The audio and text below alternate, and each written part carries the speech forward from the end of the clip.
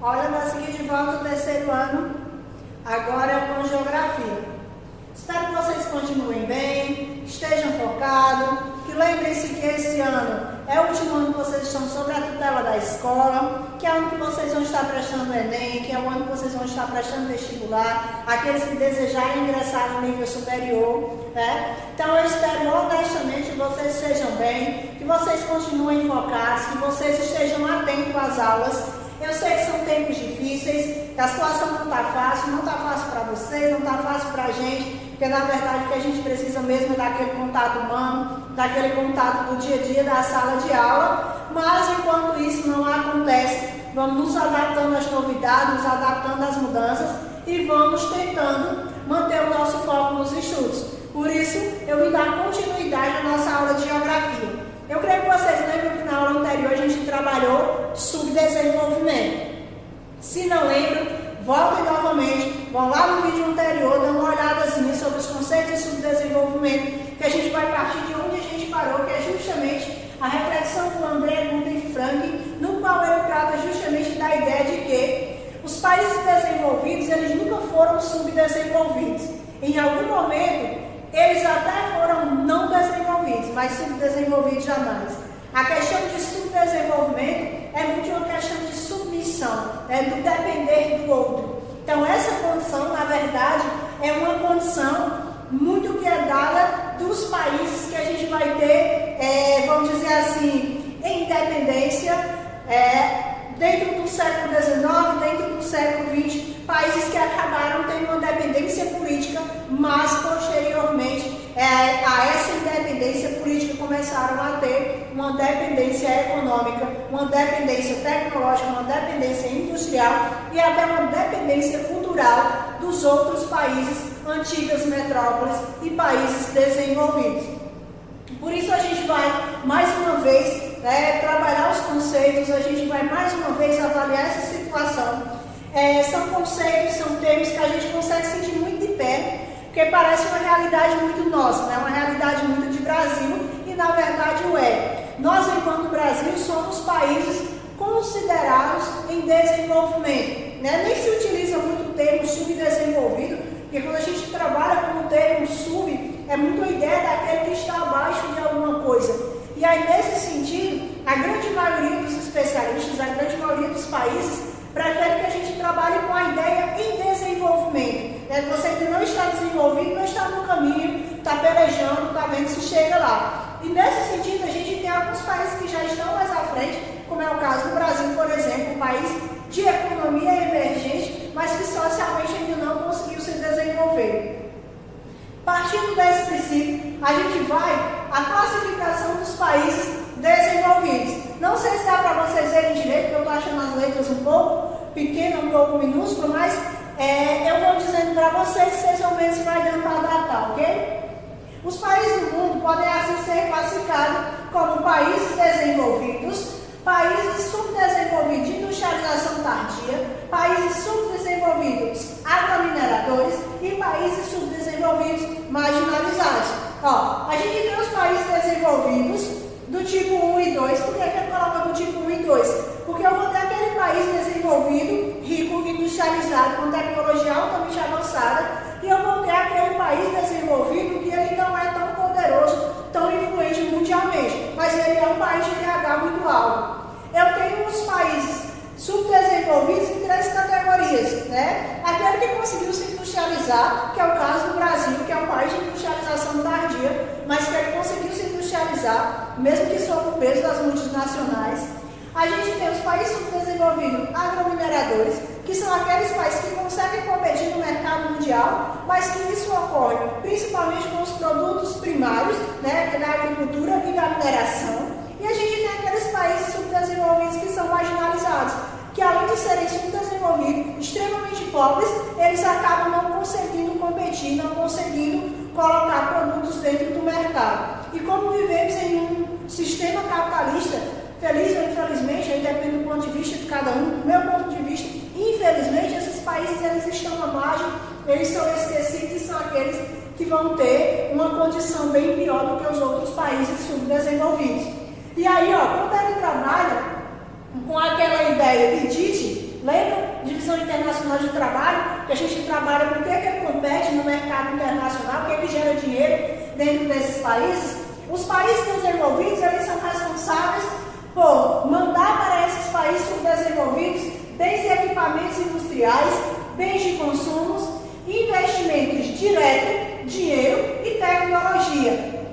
Normalmente, os países do tipo 2 desenvolvidos, eles enviam produtos industrializados. Eles não trabalham com alta tecnologia, por exemplo, com investimentos econômicos. E os países subdesenvolvidos, e aí a gente vai ver que normalmente a condição de negociação, né, de geração de lucro, ela é dada só nas duas primeiras condições do subdesenvolvido, que são de industrialização tardia e os agromineradores. Os marginalizados, eles até, de alguma forma, eles podem receber, né, algum investimento, algum produto industrializado, mas eles não conseguem competir dentro do mercado. E aí, os países subdesenvolvidos industrializados mandam para esses países desenvolvidos, negociam com esses países, obviamente. Produtos industrializados são geradores de juros, né? Que pegam empréstimo e tem que pagar juros, as famosas dívidas externas, que eu creio que vocês devem lembrar, royalties e lucros, né? Principalmente nas empresas multinacionais e transnacionais, que a gente já trabalhou os conceitos quando estava trabalhando com globalização. Os países subdesenvolvidos agromineradores, normalmente, eles são responsáveis por mandar para esses países desenvolvidos recursos minerais, fontes de energia e produtos agrícolas. Então, dentro do mercado, né, dentro do mercado capitalista, dentro das negociações, o que ocorre normalmente é isso. Países desenvolvidos que mandam para esses países, né, que vendem para esses países tecnologia e produtos industrializados e emprestam dinheiro, portanto, tem influência dentro desses países, e esses países, em troca, mandam para esses países desenvolvidos, vendem para esses países desenvolvidos produtos agrários, minerais e também são responsáveis pela produção industrial, mas não indústria de alta tecnologia em sua maioria. Bom, aqui a gente tem subdesenvolvidos industrializados, que são um conjunto de países que se industrializaram ao longo do século XX, principalmente pós-Segunda Guerra Mundial, que são os chamados países de economia emergente, que a gente já está bonito de saber, né? Mas que a gente vai trabalhar muito mais a fundo posteriormente, só para a gente lembrar, o Brasil ainda encontra-se nessa condição. Os países subdesenvolvidos agromineradores são conjuntos de países que dependem da exportação de produtos primários, chamados commodities, como recursos minerais e energéticos e produtos da agropecuária, certo? São países que eles conseguem competir no mercado internacional, mas que na grande maioria das vezes o que ele consegue gerar de economia, ele é dado a partir dos seus recursos primários. A gente tem os países subdesenvolvidos marginalizados. Essa é a condição mais difícil que vai ter dentro dos países subdesenvolvidos, porque são um conjunto de países sem expressão numérica, territorial e populacional, que eles são excluídos do mercado internacional. Então, são aqueles países que eles sobrevivem da economia interna, que eles até compram produtos industrializados, mas eles não têm como competir no mercado internacional, porque eles não têm condição, nem condição numérica, para poder produzir o suficiente para abastecer mercado interno e ainda vender para outros países. Por um longo período, o PIB per capita foi utilizado como indicador de desenvolvimento de um país. Entretanto, para utilizar uma média, ele não evidencia as desigualdades internas de um país. Teve muita gente que respondeu isso lá dentro daquela primeira questão da atividade de vocês, o conceito de subdesenvolvimento. É muito importante a gente avaliar que o PIB per capita por si só, ele não mostra o desenvolvimento do país. Porque nesse sentido a gente estaria dizendo que o país ser desenvolvido basta ter dinheiro. Então o Brasil seria um país desenvolvido, porque afinal, hoje a gente se encontra na 9ª maior economia mundial. Já tivemos bem melhor, eu sei que vocês estão pensando isso, mas as coisas mudam, né? Com o passar do tempo, dos governos, das crises, então muda. A gente hoje é a 9ª maior economia mundial. Mas a gente não é considerado país desenvolvido, nem assim pode, porque o desenvolvimento, ele parte de um desenvolvimento humano. Então a gente tem que avaliar questões econômicas, mas também as questões sociais. Será que esse dinheiro que está sendo gerado dentro deste país, ele está sendo distribuído de forma igualitária? Todos os recursos que o Estado desenvolvendo, ele está distribuindo em serviço público, a condição de vida da população, escolaridade, expectativa de vida, ela encontra-se muito bem, obrigado, a distribuição de renda? Se todas essas respostas para você foi não, então significa dizer que esse país não pode ser considerado um país desenvolvido. E aí a gente tem, a renda per capita, normalmente os dados que a gente vai ter aqui vão ser de 2017 ou de 2018, né? Porque dados recentes de 2019, ele é muito difícil de ser encontrado e a maioria deles ainda não foram lançados, certo? Mas a gente são dados bem atuais, a realidade de 2017 para cá não mudou tanto.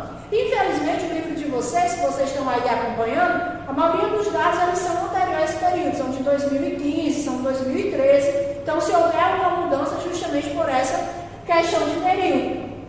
E aí, mais uma vez, avaliando a questão da renda per capita, né? Eu creio que vocês também já lembram que quando eu trabalho com a ideia de renda per capita, é que eu pego o produto nacional bruto e divido pela quantidade de habitantes que tem desse país.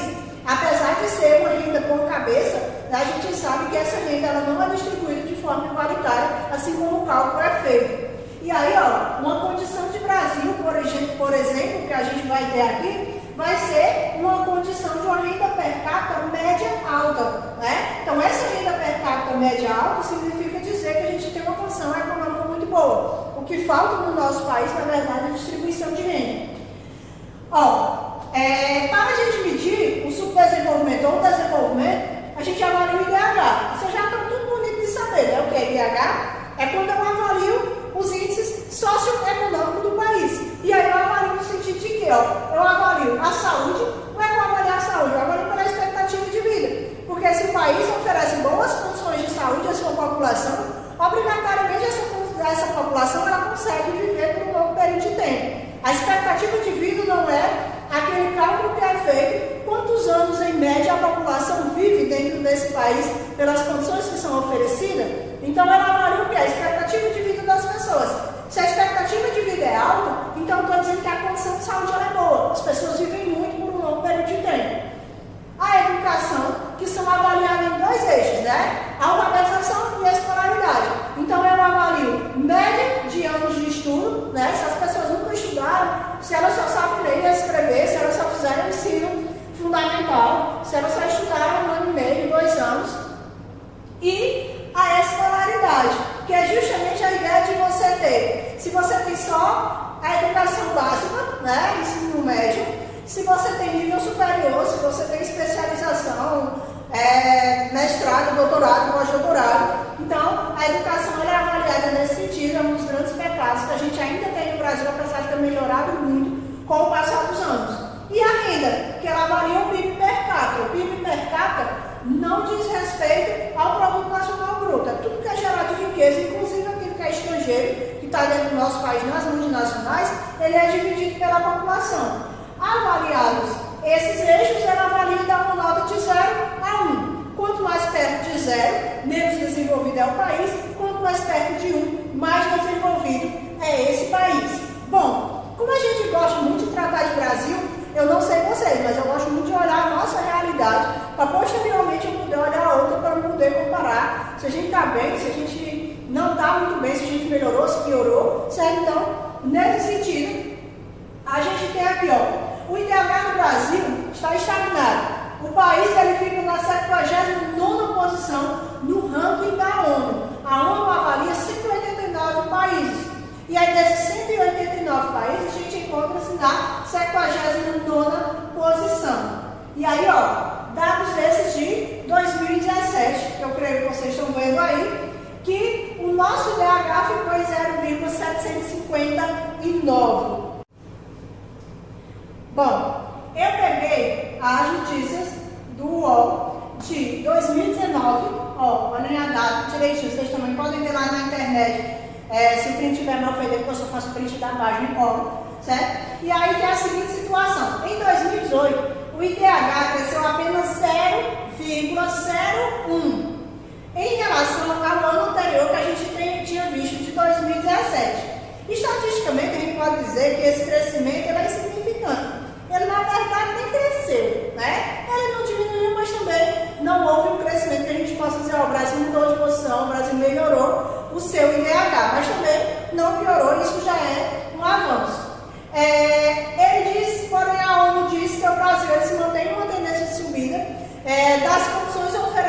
até 2018, a condição é que o Brasil ele continue crescendo, ele continue melhorando, e aí esse IDH ele possa estar em ascensão constante. Assim, espero que as previsões da ONU estejam corretas.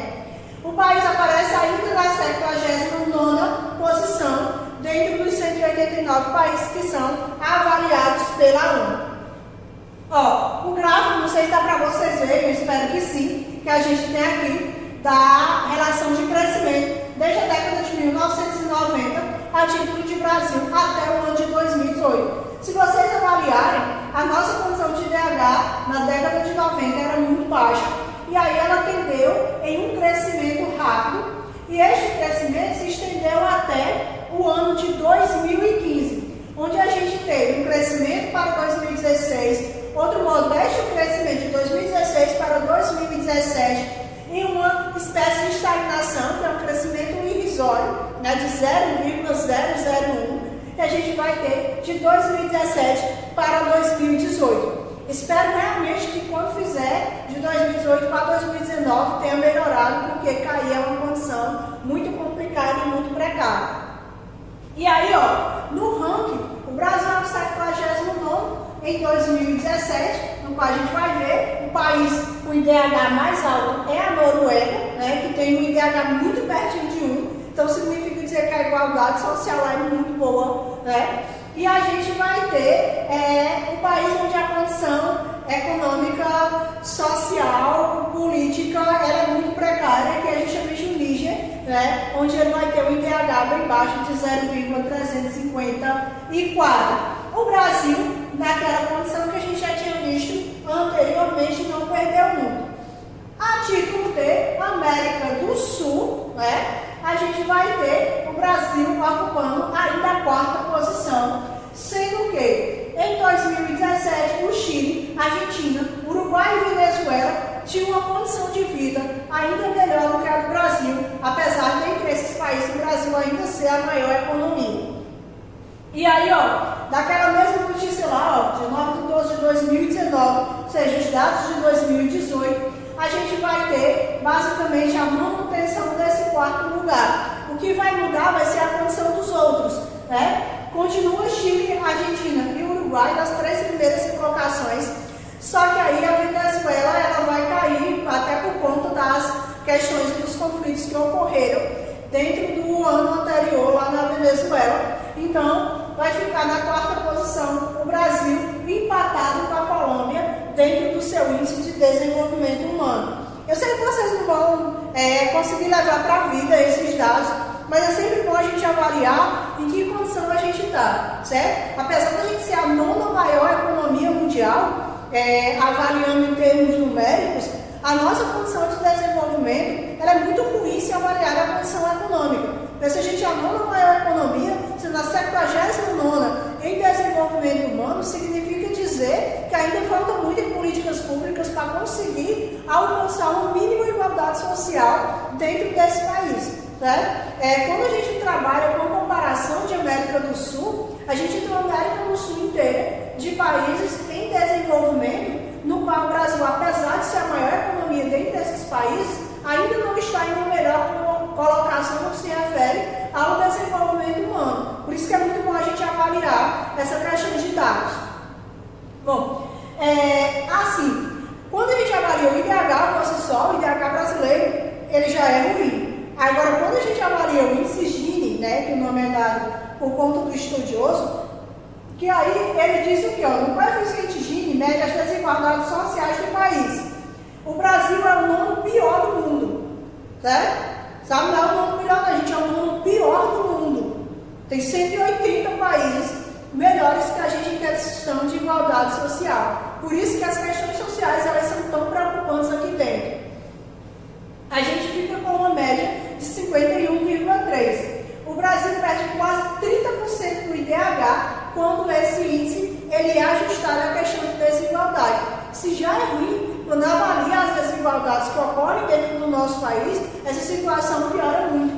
Ó, se vocês avaliarem aqui, ele coloca a desigualdade de gênero no mundo medido pelo coeficiente Gini do ano de 2014. E aí era um pouco atrasado, mas só para a gente avaliar essa situação de Brasil, porque quando a gente avalia Normalmente a gente avalia nessa situação aqui, ó. Quanto mais próximo de 1, pior está o país. Quanto mais próximo de 0, melhor está a condição desse país. E aí, se vocês avaliarem as notas, as cores mais escuras do Brasil, a gente vai ter apenas 8 países que vai estar numa condição pior que a gente, a nível de desigualdade. Por isso que é tão preocupante, por isso que é tão debatido condições e questões sociais no nosso país.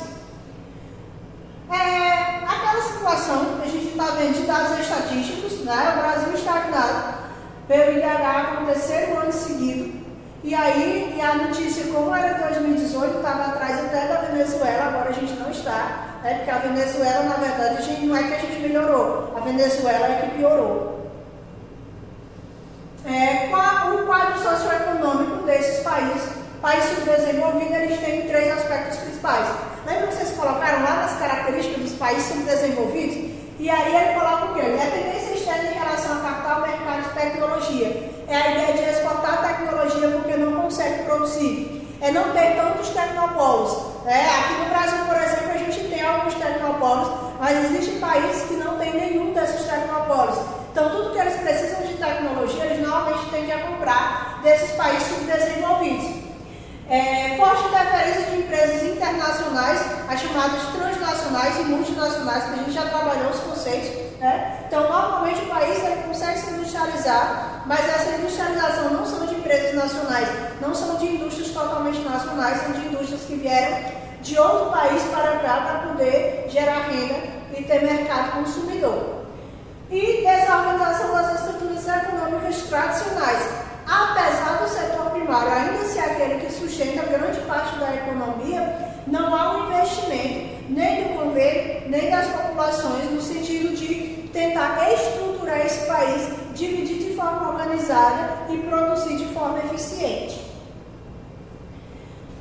É notório nesses países que o setor primário ele é numeroso, né? Eu creio que vocês ainda lembram que ano passado vocês trabalharam com a ideia dos 4 setores da economia, setor primário, secundário, terciário e quaternário, no qual a gente vai ter o setor de produção de matéria-prima e fonte de energia, o setor de bens de serviço e comércio, que é o setor terciário, o setor secundário, que é o de indústria e de construção civil, e o de quaternário, que trabalha com a ideia de tecnologia de ponta, né, de tecnologia avançada. E aí, ó, a tendência é a redução da população economicamente ativa no setor primário. A ideia é que a maior parte da população, em um período de desenvolvimento, em um período de avanço, de evolução, ela passa para os outros 3 setores.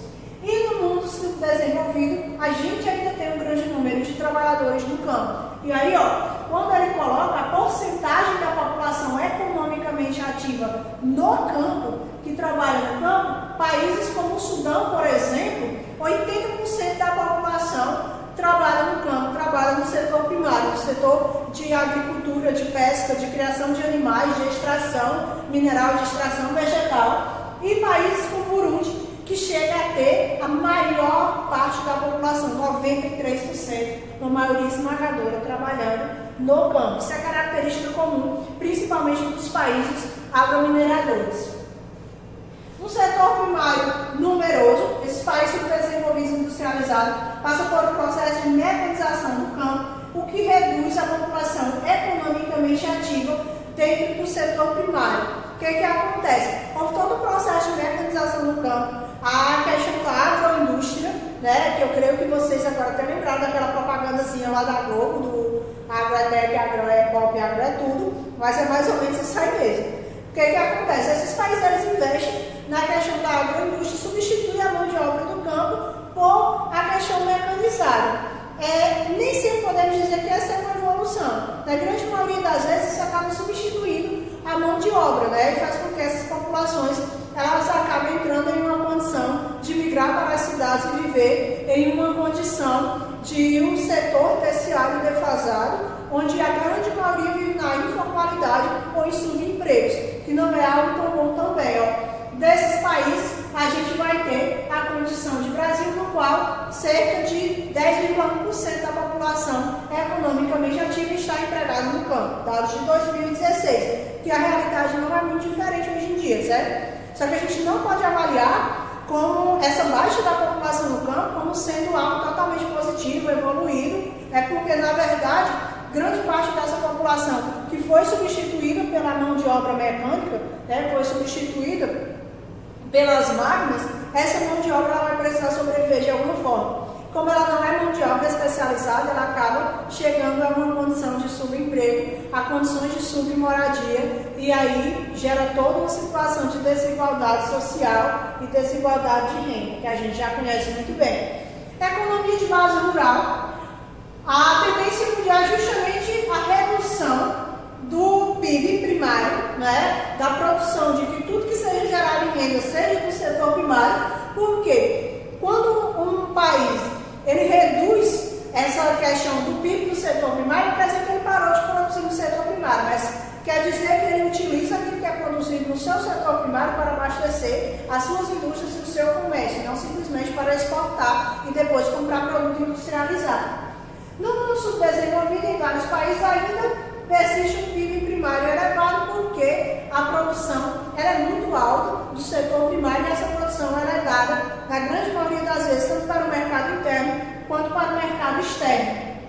E aí, recortes de participação do setor primário na geração de riquezas, a gente tem países como o Quênia, onde 35,6% do PIB, ele é gerado pelo setor primário. Mas em outras situações, como Serra Leoa, por exemplo, mais de 60% do seu PIB, do que é gerado de riqueza dentro do país, ele advém do setor primário. Economia de base rural, as formas de produção. Vocês já viram no ano passado, Vou só dar uma pincelada, porque eu sei que vocês ainda lembram. A produção de subsistência, que é aquela que é dada em pequenas propriedades, normalmente utiliza-se a mão de obra familiar. E aí esta mão de obra familiar, ela também serve para abastecer a produção que é dada, serve para abastecer principalmente o mercado interno. Os protestos, que essa é uma realidade do Brasil, desde os períodos coloniais, onde é dado a partir da produção de um único produto em grandes propriedades rurais, produzido em larga escala, normalmente para o mercado externo. E a agroindústria, que é a expansão da urbanização, com integração do campo, quando eu pego a produção industrial e ela serve para subsidiar a produção agrária, quando eu utilizo a mecanização lá dentro do campo.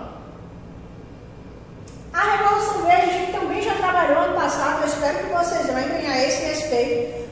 A Revolução Verde, ela se dá após a Segunda Guerra Mundial, a ideia era justamente pegar a tecnologia que é produzida dentro dos países ricos e desenvolvidos, essa tecnologia ser levada para os países desenvolvidos, para que aumentasse a produção no campo. Teoricamente, a ideia era fazer com que crescesse a produção de alimento. Crescendo a produção de alimento fazia com que também abastecesse o mercado mundial e diminuísse a fome. Mas como a gente também tratou, vale lembrar que a fome mundial, ela não é uma questão econômica, ela não é uma questão de falta de alimento, ela é uma questão política, ela é uma questão de distribuição de renda. Tem alimento suficiente para abastecer toda a população, mas infelizmente isso não acontece porque a grande parte de tudo isso que é produzido, inclusive do que foi produzido dentro da Revolução Verde, ela serviu para enriquecer cada vez mais as grandes nações e não serviu para acabar a fome mundial, como teoricamente previsto. Tendência é o crescimento de um setor secundário, que a gente vai ver. A maioria dos países não são industrializados, os países subdesenvolvidos que se industrializaram ficaram dependentes tanto da tecnologia quanto do capital estrangeiro. Isso aí não é novidade para a gente, É tanto que o Brasil, a grande maioria das indústrias que a gente tem aqui dentro são indústrias multinacionais e transnacionais. Sem contar que toda vez que ocorreu uma crise, toda vez que necessitou de crescer, de melhorar a economia, isso foi feito por base em capital estrangeiro, Por isso que a gente tem, ao longo dos anos, a gente vai avaliando a questão de uma dívida externa gigantesca, que ela é dada justamente porque a ideia é que esses países subdesenvolvidos, eles sejam dependentes tanto da industrialização, da tecnologia, quanto da economia desses países tidos como desenvolvidos. O setor secundário secundária crescente, industrialização dos países subdesenvolvidos. E aí, ó, aquilo que a gente já falava, a questão da expansão das transnacionais, que foi muito comum aqui no Brasil, principalmente a partir do governo Juscelino Kubitschek. Quando ele trata a formação de estados fortes, foi o que aconteceu no nosso país, lá dentro do governo de Getúlio Vargas, que a gente está trabalhando história. Eu acho que não convém aqui falar muito, porque vocês devem lembrar a esse respeito. E aí, ó, a primeira grande onda ela se dá durante as duas guerras mundiais, é uma realidade muito brasileira, quando vocês estão vendo o Getúlio Vargas, que a gente acabou de falar lá em história, e aí a gente vai ter todo um processo, e não é uma realidade só do nosso país, tá? É a realidade da grande maioria dos países tidos como países em desenvolvimento, que é a ideia da industrialização por substituição de importação, que fez crescer a ideia de indústrias nacionais e posteriormente a abertura para as indústrias estrangeiras. A segunda onda vem dos chamados tigres asiáticos, que a gente vai trabalhar posteriormente quando a gente estiver trabalhando com economias emergentes, e a gente trabalha desse crescimento gigantesco que se deu após a Segunda Guerra Mundial de alguns países asiáticos pontuais que conseguiram produzir industrialmente suficiente para competir no mercado internacional. E a terceira onda, no início dos anos 90, com a expansão econômica de duas grandes potências emergentes, que é a China e a Índia, que a gente também vai trabalhar posteriormente quando estivermos trabalhando com economias emergentes.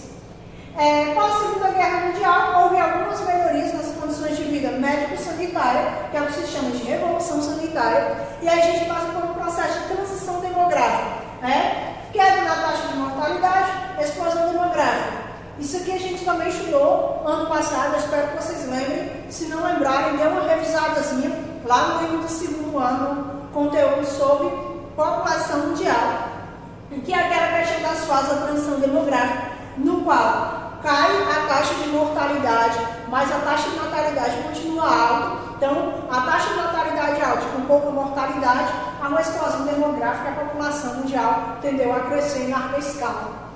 A década de 90 intensificou-se o êxodo rural, a migração campo-cidade, e aí vai se ter a queda na taxa de natalidade, o controle populacional, porque essa é a segunda fase de transição demográfica que a gente viu, porque as condições médicas sanitárias caiu a taxa de mortalidade, quando a gente tem um processo de evolução, as mulheres ingressando no mercado de trabalho, a população urbana necessitando de mão de obra, e aí vai se ter o quê? Um controle da taxa de natalidade. Então, se nasce menos, se morre menos. Então, há um controle populacional. Tudo isso que vocês estudam, população mundial, vocês já viram. Transição demográfica, essas fases que a gente acabou de falar. Basicamente, a ideia é que a gente vai ter a primeira fase, que é onde a gente vai ter altas taxas de natalidade, altas taxas de mortalidade, e o crescimento vegetativo ele tende a ser baixo porque nasce muita gente, mas morre muita gente. Isso é uma realidade dos países pobres, subdesenvolvidos, marginalizados.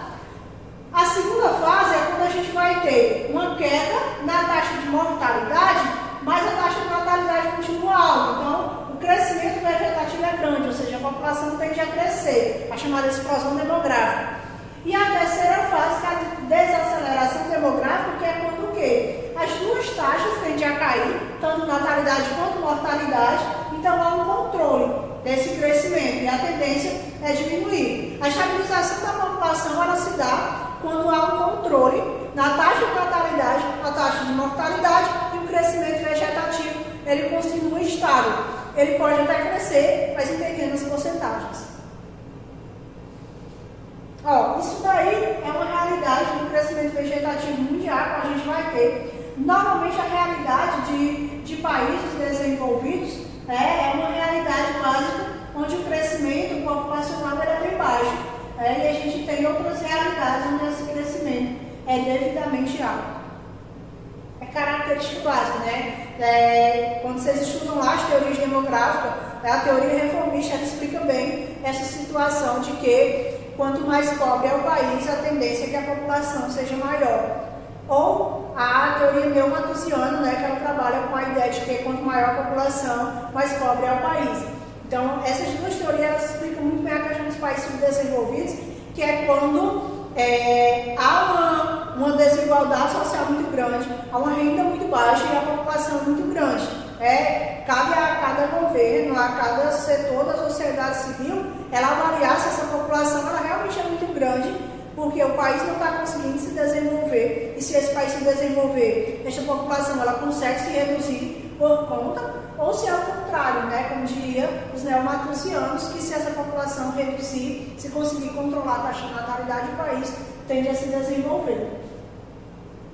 E aí, ó, eu creio que vocês já avaliaram os países com menor população urbana que a gente vai ter, porque a elevada população rural ela se dá justamente por conta daquilo que a gente viu anteriormente, que é o fato do setor primário ela acabar sustentar grande parte da economia e grande parte da população. Então, a população ela vive no campo porque é onde dá para ela se manter. Já nos países desenvolvidos, como a maior parte da economia ela é gerada em torno do setor secundário, do setor terciário e quaternário, então a maior parte da população vive nas áreas urbanas. Na década de 90, houve um acelerado êxodo rural nos países subdesenvolvidos. Por que isso aconteceu? Porque os países começaram a se industrializar, porque o campo começou a se modernizar e as populações elas começaram a migrar em massa do campo para as cidades. E isso gerou consequências, né? Acelerado crescimento vegetativo e macrocefalia urbana. Que a macrocefalia urbana é quando ela cresce, a cidade cresce além do que a sua estrutura estava programada para isso. E aí gera o que a gente chama das chamadas megacidades. Né? As megacidades são cidades que vão ter mais de 10 milhões de habitantes, uma realidade que a gente conhece de pertinho aqui no Brasil, né? As cidades como São Paulo e Rio de Janeiro, que recebeu uma grande quantidade de habitantes, porque estava se industrializando e as pessoas migravam para essas cidades no sentido de tentar sobreviver do setor secundário. A gente trabalhou essa situação também ano passado, referente à questão da urbanização acelerada gerar inúmeros problemas sociais, e isso é muito comum nos países subdesenvolvidos. Só passando aqui para que vocês deem uma olhadazinha. E aí, ó, no subdesenvolvido, e aqui a quantidade de 2014 de pessoas que vivem em favelas em porcentagem da população.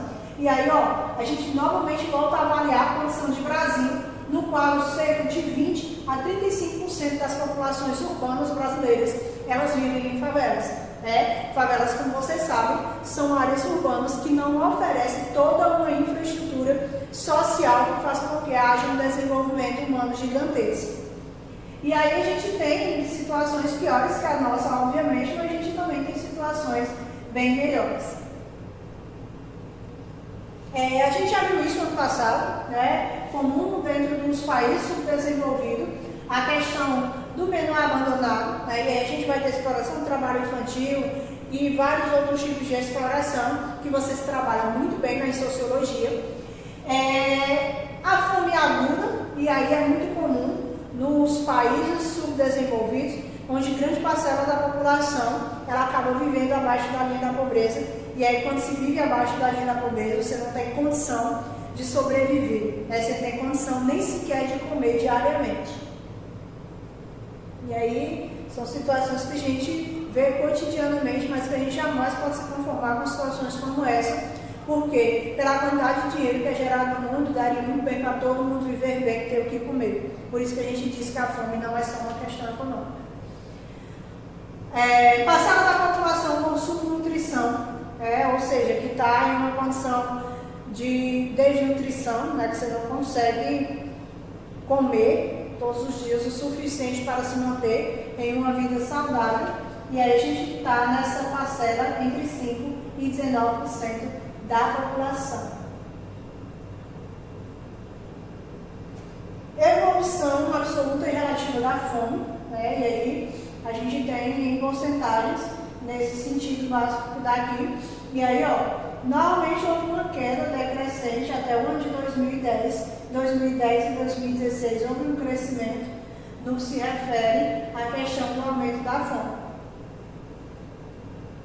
Aqui foi o Plano Mundial da ONU, eu creio que vocês lembram, isso aqui apareceu inclusive em algumas embalagens de alguns alimentos industrializados, que foi dentro do acordo da ONU, a reunião da ONU que foi feita, a ideia era que o mundo pudesse, até 2015, cumprir cada uma dessas metas que era acabar com a fome e a miséria até o 8º, que eu não vou ler para vocês todos, deu uma pausazinha aí no vídeo e leio. E na verdade não foi cumprido integralmente em nenhum dos países essa situação. A produção de alimentos no mundo já é superior à necessidade de consumo da população.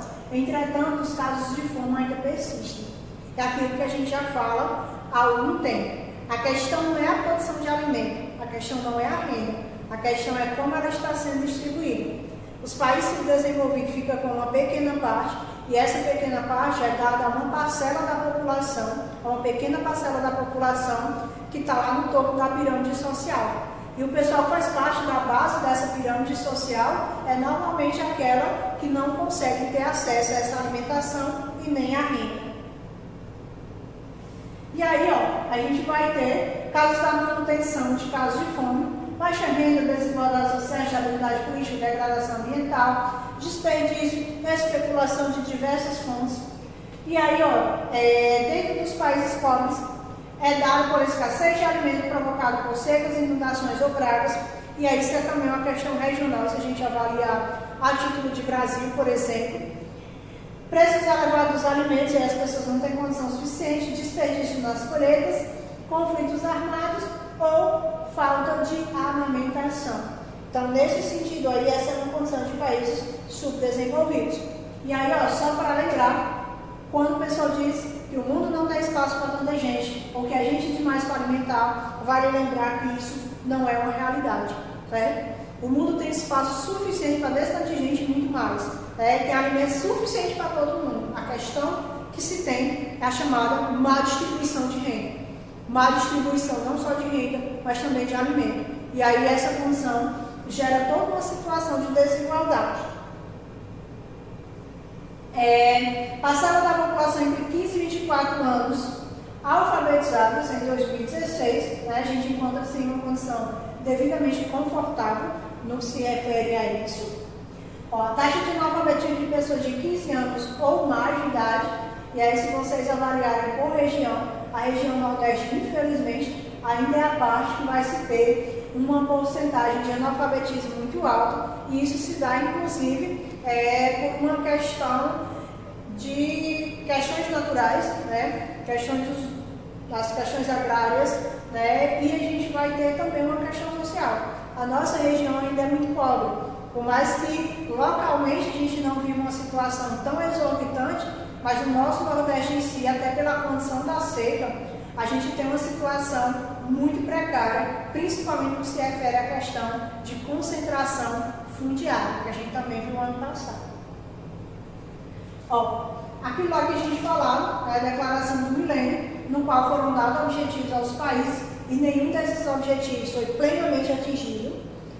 E, embora os objetivos não tenham sido atingidos, grandes avanços ocorreram. Em 2015, Objetivos de Desenvolvimento Sustentável são metas para a redução de pobreza e proteção ambiental para serem atingidas até o ano de 2030.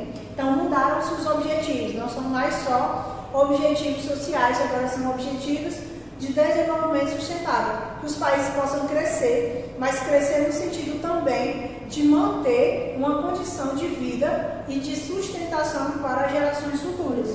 E aí, a gente vai ter esses 17 Objetivos de Desenvolvimento Sustentável, que em 2030 a gente pode avaliar se eles foram cumpridos ou não.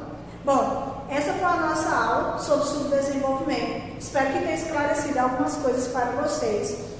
Avaliem novamente no livro de vocês, vejam outras fontes, pesquisem e avaliem sempre que as condições de desenvolvimento, elas são condições sociais e que a gente precisa estar altamente ligado, certo? Que a gente precisa ter conhecimento sobre isso, inclusive para poder combater certas desigualdades. Até a próxima aula.